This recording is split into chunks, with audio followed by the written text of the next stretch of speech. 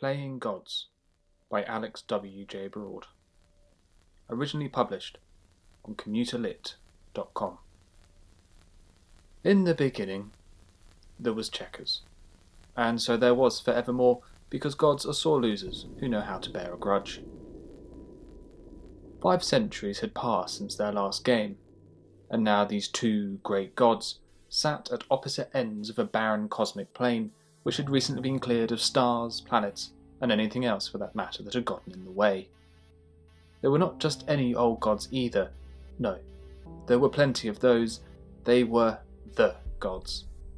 So powerful and divine were these two celestial lords that they hardly bothered themselves with those who worshipped them. They didn't need to. They had lesser deities for that sort of thing. They stood apart from everything and everyone, answering to no one but themselves. They were the gods that other gods prayed to. They were everything. Everything there ever was, is, and will be. They were there when our universe was just an idea, and will be there when it's nothing more than a distant memory after all the lights have gone out. Over the years, they had gone by many names. Zeus, Mephistopheles, God, the devil, but to each other they were simply known as brother. As they lined up their playing pieces, formed of planets plucked from across the cosmos, they gazed upon each other. "How art thou, brother?" God asked.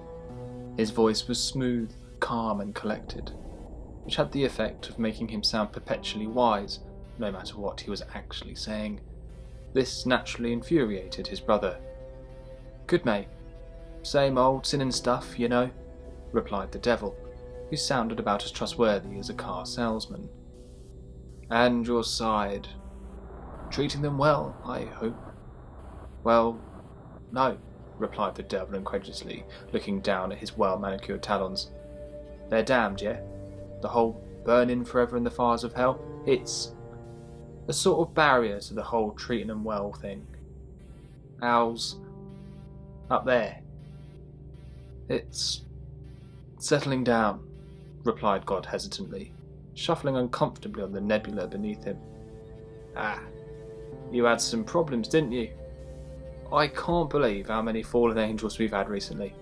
We must have half the clergy by now." "Yes, interjected the devil. "When they arrived up there, they must have thought they'd hit the jackpot. All those little cherub things running around. It was not well thought out. Whose idea was that? Not bloody Peter again. Must have caused a right PR shit." God coughed loudly, bending the fabric of space as he did so, sending ripples cascading through the universe in a vain effort to silence his brother. "Storm," finished the devil with a wry smile. It was great when the cloud dwellers got it wrong, and he hated to waste a gloating opportunity. "Well, I am sure they are being well managed in your care." "You have no idea," the devil giggled manically. Even hell had standards, and they could, after all, do some pretty nasty things if they wanted to. Who could stop them anyway? "A lot of pokers right up there. Yes, quite. Well, shall we play? I've got a tight schedule today," God asked hurriedly, rolling up the sleeves of his long draping robes.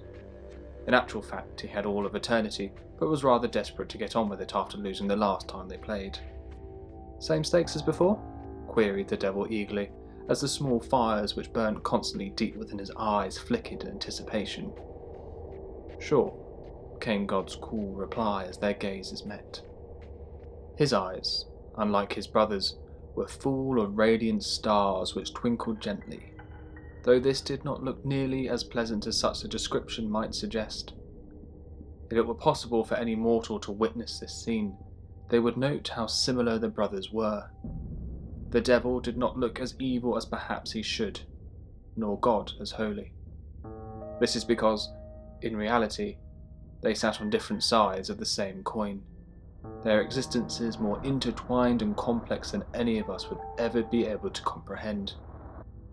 To even begin to understand their relationship, you must acknowledge that good and evil exist to serve the other. Without darkness, there cannot be light. Without despair, there cannot be hope. Without death, there cannot be life. They were the balance, and both knew, albeit begrudgingly, the importance of the other's ubiquitous existence. The game began. The devil moved first, pushing his piece forward a couple of spaces. The inhabitants of this world were sent spiralling backwards through time, and within seconds were crawling around on all fours, banging rocks together, and communicating with ooh-ah sounds. God mirrored his brother's move, creating a post-apocalyptic society where AI had taken over a world dominated by ones and zeros. Several moves were shared, a few tsunamis here, a few volcanic eruptions there, but these were early days, and they were just getting warmed up. The game continued in this manner for decades. Eventually, things began to get interesting. The devil cracked his fingers and thoughtfully stroked his spiralling horns. Planets had really started to tumble now, and each knew they ran the risk of losing their grip on the game. Slowly, he moved his piece, trying to hide his uncertainties. God smiled and daintily danced his piece across the board. The devil shook with visible rage as 2 of his planets were taken, each falling into newly formed black holes. He slammed a fist down on the galactic board, sending earthquakes sprawling across multiple worlds. God laughed heartily. "Brother, thou art not so patient. You view everything so one-dimensionally." The devil didn't comment on his brother's rather condescending assessment of him, but rather blew a splenetic ball of scorching flames from his nostrils onto one poor unsuspecting planet some light years away. He would have claimed that this was an accident, should anyone have been around to challenge him. But gods never make mistakes. The inhabitants of this planet did get to enjoy a few generations of warm weather, however, before they were all burnt to death, as is the balance of such things. "Take your time," continued God. "But still got plenty of centuries to beat you," spat the devil, as the planet between his rotting fingers boiled and cracked. "As it is said, kindred, in my apparent holy book, make the best use of the time, because the days are evil." The devil rolled his eyes and scoffed. "I've been sinning since before the beginning of time," he replied derisively. "Load of old bullshit anyway. That book was just some elaborate joke. A good one though, even if it did get a bit out of hand and, well, it was a bit self-serving, wasn't it, really?" acknowledged God, as the devil shook his head and moved another planet forward. "Ah, they all are. But look, talking of such, things, Gabrielle, how's she doing, by the way?" the devil asked airily, delicately trying to change the subject. "She's good. Asks after you a lot, actually." "Really?" the devil replied, a little too eagerly. "No," God bellowed haughtily. "She's got 12 disciples to keep her busy. Of course she doesn't." "Don't like her anyway. Always blowing her own horn," muttered the devil under his breath. The gods continued to play as more worlds disappeared into the eternal abyss beyond the galactic playing board. On these worlds, the inhabitants blamed wars, famines, natural disasters for their untimely demise, but really, it was just bad luck. "I hate this game," grumbled the devil sourly, gazing forlornly across the board. "Just because you're losing. You've always been a sore loser, ever since you fell out of heaven," taunted God, "especially after the second time." "How many times?" came the devil's immediate and exacerbated response. "I didn't mean to do it. I'd been cooped up for so long, and she said she was single. I didn't think to check her credentials. And that baby was just an unfortunate, unplanned consequence. I didn't know I could do that. You made it work though. Gabriel, as I recall it, played an absolute blinder. Got a promotion out of it if I remember correctly." A look of incredulity crossed God's features. "Do you have any idea how hard it was to convince that lot he was my son? Especially when all he did was go on about drinking blood and eating his flesh. Luckily, they'd already written half the book." The brothers glared at each other for a brief, infinite moment before they both let out a small chuckle. Thank gods for humans. Only they could come up with something as crazy as religion. Centuries passed and conversation between the gods grew stale, both firmly focused on the game in hand. The devil had been joined by his hellhound, Cerberus, and was idly patting one of its heads. "Any thoughts on the end of everything?" he murmured casually, as one of God's pieces fell into oblivion. "Just the horsemen are getting edgy. Feel that these things called governments, which seem to be spreading like a bad rash, are having all the fun. They're concerned there won't be anything left for them when the time comes, you know? Impatient bunch. Always about the apocalypse with them," replied God, who was hardly concerned with such trivial matters. "They know they get it once a universe. They really should try to enjoy the build-up a bit more. Live a little, or whatever it is, during their downtime." "Well, yeah, I agree. To be honest, it's war who's the problem. They've bought a new, rather fetching, I must admit, pair of boots. Itching to wear them out," the devil said, feeling quite embarrassed about the whole thing. War had always liked the Black Friday sales. "They can just wait then." "They have a union, unfortunately," replied the devil, slowly drumming the tips of his claws together. "That's how I know about it. It was brought to my attention via official channels, I'm afraid." Now it was God's turn to roll his eyes. "Fine, we can open a discussion. Have your people meet my people, and we'll figure something out. I'm not quite finished with this universe yet. That's all I can ask? I'll get Judas to sort something out," replied the devil, tossing a recently harvested soul into Cerberus's gluttonous mouth. "Ah, Judas. The one who got away. He knew how to throw a good dinner party," said God longingly. "Oh yeah, he was one of the boys, wasn't he? Mates with your son." The devil reclined, interlocking his fingers behind his skull. "You know, we've been talking about it a lot this century, but I never did say. The whole cult idea was magnificent." "Yes, stuttered God, embarrassed by his brother's sudden turn of unexpected affection. "Seriously, some of your finest work." "What do they call themselves again?" The devil rubbed the bridge of his flat nose. He knew the answer, of course. He knew everything, but there was nothing quite like watching his brother squirm. "Oh, Christians or something like that," came God's sheepish response. Pride was, after all, a sin. "That's it," the devil bellowed, clicking his fingers. "Bloody genius, the whole thing. I've always liked those Christians. Still do, actually." "Really? You?" The devil nodded gently, readjusting the supernova he was using as a headrest. "Always good fun." God shook his head. "I suppose you're right. Well, once they got the Crusades out the way." "That was a shame, granted," said the devil dejectedly. He of course meant that it was a shame the Crusades had ever ended. Modern weaponry was far too impersonal for his liking. Took the fun out of it all. "But yes," continued God. "Good bunch. And creative. Always thought the whole orange ribbon thing was a nice, be it bizarre, touch." The devil slapped his knees, laughing superstitiously. "And confession. The gossip you get from that." The devil clutched his stomach as he continued to snigger, trying to disguise the fact he had just taken several of God's pieces and crushed them quietly between his palms. God had, however, noticed. To be fair, it had been, given the current company, expected.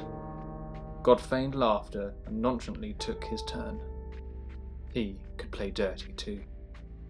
Moving in a blasé manner, God slid his planetary piece across the board and hid it between several dimensional layers. He was grateful for the vacuum of space. Planets looked like they would sound crunchy otherwise. God looked up cautiously and breathed a silent sigh of relief. His brother hadn't noticed, too busy enjoying one of life's little vices. "Oh yes," God replied cheerily. "The confessions. The secrets that come out those little booths. Love a sit in one of those." The devil finished taking a long draw on his cigar before he looked down and took a thoughtful pause. A grotesque smile then gradually crept across his face, his finely pointed and polished teeth shining from inside the perpetual darkness that formed his mouth. He had him. The devil's excitement was palpable as he stretched a ragged arm towards the board. It hadn't been the longest of games, but he'd never won twice in a row. It was a moment to savour. Looking arrogantly upon his brother, he hissed, "And now I will end you." God met his adversary's damning gaze. "Amen, brother." The devil took his final planet, which burned and glowed like an ember between his claws, and unhurriedly moved it across the board as black holes came and went, devouring planets in mere seconds. He hovered over God's final piece before smugly dropping it into place, sending a dense cloud of cosmic dust flying up into the empty space around it. God watched as the planet, like its predecessors, swirled around itself for a brief moment before it too was gone, sucked into oblivion. The game was up. The devil sat back and shrugged his shoulders as an unpleasant, obnoxious grin formed again upon his lips. Champion of the universe again. He flexed his arms and winked slyly at his brother. "Well, bro, this has been fun, but I gotta shoot. No rest for the wicked and all that jazz. So, if we get the old price sorted, I'll be..." He made a conceited sounding click with his tongue before finishing his sentence. "Off." God stood up, rising high above the devil who had forgotten how formidable his brother could be when he wanted to. "Please," added the devil meekly. God scowled at him before he spoke in a voice that reverberated through the ages. Scientists did later pick up these vocal vibrations, but mistook them as echoes of the Big Bang. "I will say this to you, and advise you heed my words hereafter. Be completely humble and gentle. Be patient and... oh, blast. There was more, but it has completely slipped my mind." God slumped back, disappointed he'd ruined such an extravagant performance. "To hell with it. With you," he finished, waving his hands across the board. Unseen forces peeled back the black fabric of space, revealing God's hidden planet that exploded into view, throwing itself towards the devil's final piece. The devil, in disbelief, threw his arms forward, creating a supermassive black hole which quickly consumed everything. The Eternals were plunged into nothingness. It was not dark, or light, or anything. It was just absence. It was the absence that a universe will only experience once, at the end of its life, when the last light from the last star finally fades away and dies. Cerberus took the cue and disappeared back to the much safer realms of hell.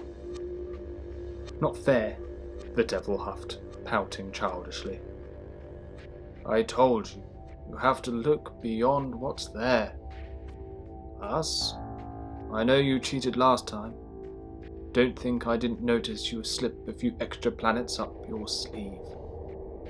The devil made a sound, knowing that he couldn't get angry about these accusations because, well, they were true.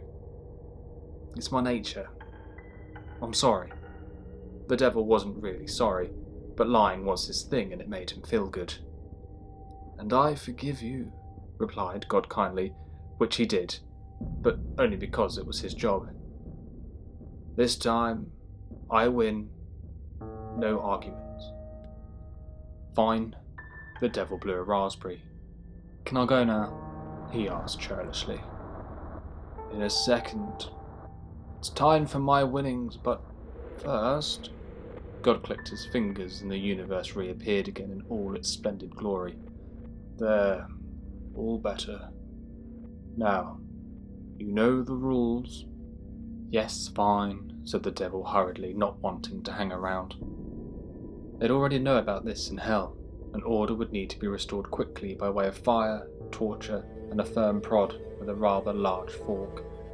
The devil proceeded by rustling around in an empty pocket of space, plunging his hand deep into the blackness, as if he'd misplaced something. I think you'll like this, said God, though the usual peaceful composure of his voice had been replaced by a sinister sneer. The devil paused. God only sounded like this on special occasions. Are you being serious? Please tell me this is not a joke. The devil shrieked in joy. He knew what was coming. Not at all, brother. It's been a while, and I've missed working with you, replied God. Yes. Couldn't agree more, actually. I've got so many... No, this is your thing. Sorry. What's the plan? The devil asked, rubbing his palms together. His brother was right. It had been a long time. God's voice grew in menace. I want a brand new play with a sprinkle of miracle, to remind them all who's boss. Wicked idea, bro. May I then offer up some of my own carefully crafted plague ideas? It's a speciality of mine. Please do. A list appeared suddenly in the devil's quivering hand, along with a feathered quill. He enjoyed the traditional things in life, his forked tongue wrapping itself around the tip of the reed. So, we've exhausted animals, I think, frogs, locusts, etc. God nodded in agreement as the devil spoke. Natural disasters are okay, limiting though, no imagination. Personally, I'm quite into viruses at the minute. We've done quite a bit of research and development down in the 10th circle. Results are promising. Interesting. Something to keep the angels busy too. The devil's flickering reptilian eyes were ablaze, an insidious plan formed in his mind. He had to stay calm though, not let the giddiness show, otherwise he would call it off. This was business after all. After taking a moment to calm himself, the devil continued. I've actually been working on one especially for such an occasion as this. I'll get the cogs in motion when I get back to the old underworld. Needn't stress you out of any details. Appreciate you're busy.